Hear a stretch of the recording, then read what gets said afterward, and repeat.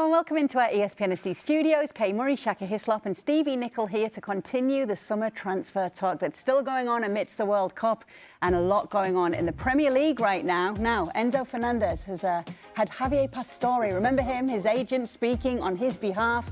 He said Enzo is only thinking about Argentina and we're looking at possibilities for him to leave Chelsea. But there's nothing firm or confirmed with any club. He has many friends in Madrid. Who doesn't love Madrid? I didn't even play in Madrid. I even live there. Well, we can read between the lines once again here because Madrid and Enzo Fernandez's name and living in Madrid has come up once again, Shaka. And again, the most bizarre time and circumstance in Pastore making this statement, which I don't quite get. And again, while Madrid have in the past made these kind of open overtures to players, I don't understand this one. Or at least, if the agent is this heavily involved, keep it behind the scenes. We all kind of know that happens, accept that happens, but this kind of open advocacy for, listen, I'm contracted with Chelsea, but I need to let me go.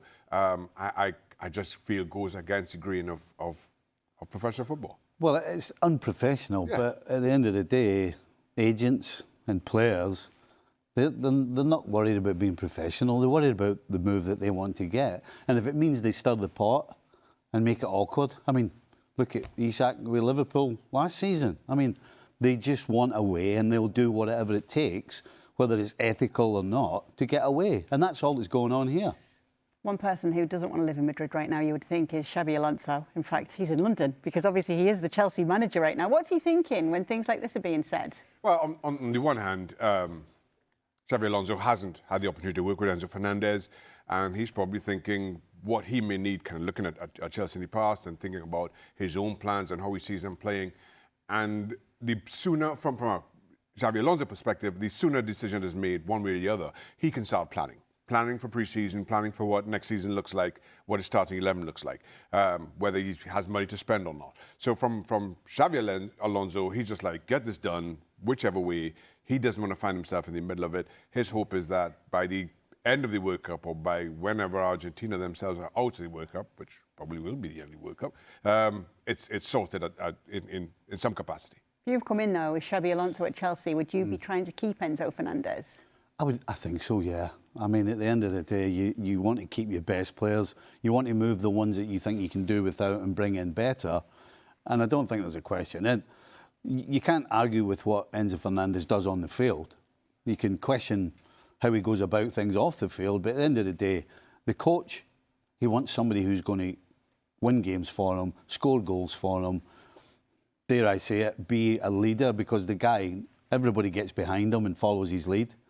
So, yeah, I think the sooner it's sorted out for him, the better. There are a number of midfielders who are on the move right now in the Premier League.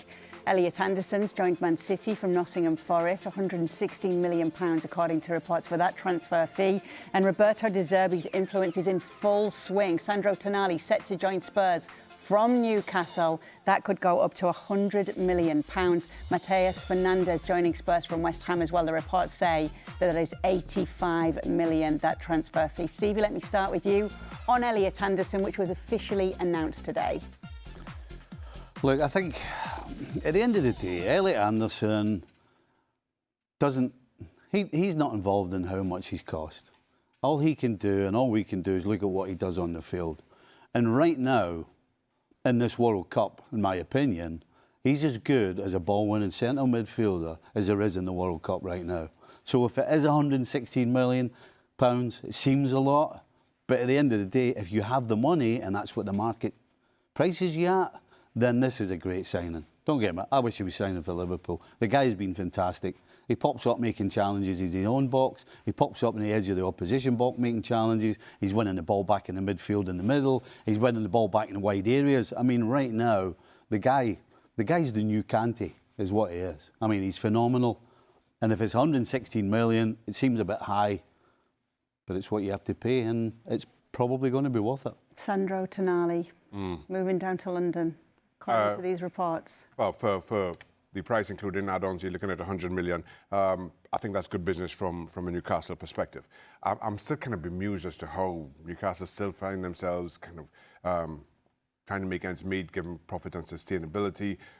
Don't ask me to explain that, but 100 million coming in for Tonali is good business. I think you can replace Tonali, you can build on that, avoid some of the issues that I mentioned. So from a Newcastle perspective, it's a little bit of a no-brainer. Added to the fact that you've got 80 million in for Gordon, certainly in terms of transfers going out.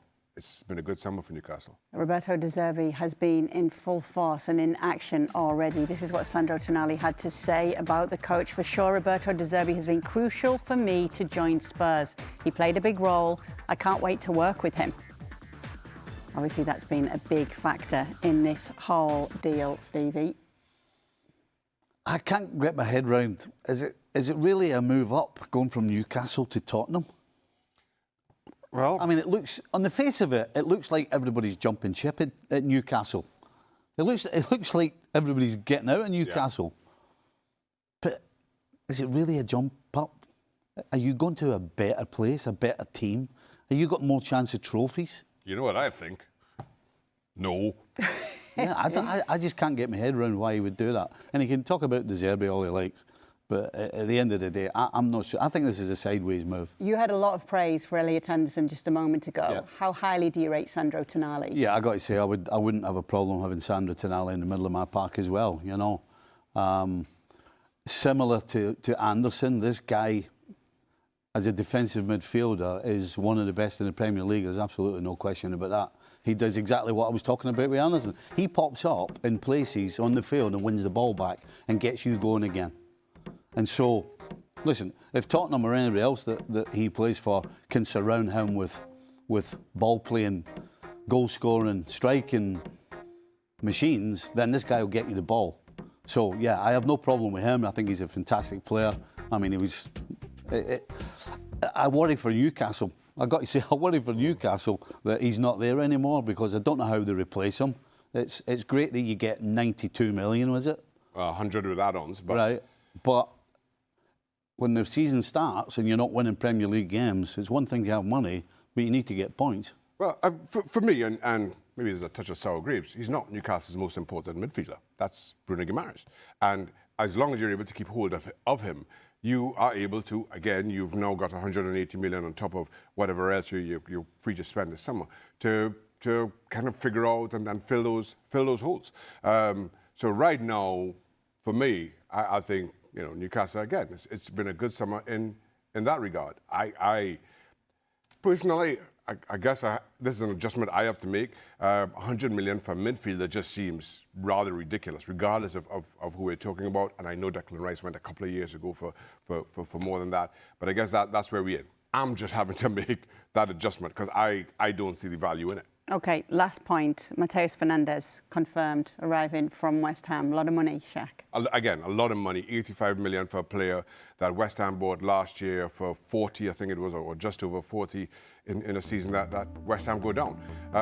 Listen, you understand Spurs' need to strengthen, given how desperate their season was last year, surviving on the last day of the season. Young will be 22 in a couple of days' time. So from that regard, certainly in terms of the longevity maybe you could get out of him, that makes sense. But again, I'm going to avoid talking about the price and the value because that's just where the market is now, I guess. Yes, so World Cup's going on, but so too is a lot of transfer business. We'll keep you up to date with all of it right here on ESPN FC.